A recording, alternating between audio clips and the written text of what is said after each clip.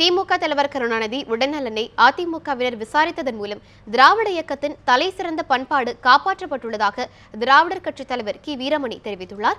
திருவாரூரில் நடைபெற்ற அக்கட்சியின் மகளிர் மாநாட்டில் இதனை தெரிவித்த அவர், தமிழகத்தில் விவசாயம் பாதித்த பகுதிகளை வறட்சி மாவட்டங்களாக அறிவிக்க வேண்டும் என்றும் கேட்டுக் கொண்டார்.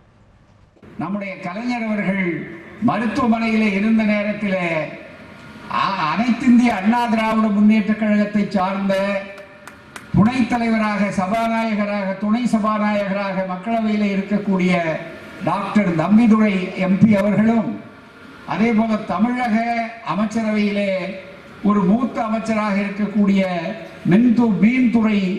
மீன்வளத்துறை அமைச்சர் வழக்கறிஞர் நம்முடைய ஜெயக்குமார் அவர்களும் கலைஞர் அவர்கள் நலம் பெற வேண்டும் என்று வாழ்த்து நேரிலே போய் வந்திருக்கிறார்கள் சொன்னால், திராவிடர் இயக்கத்தினுடைய தலை சிறந்த பண்பாடு இன்றைக்கு காப்பாற்றப்பட்டிருக்கிறது.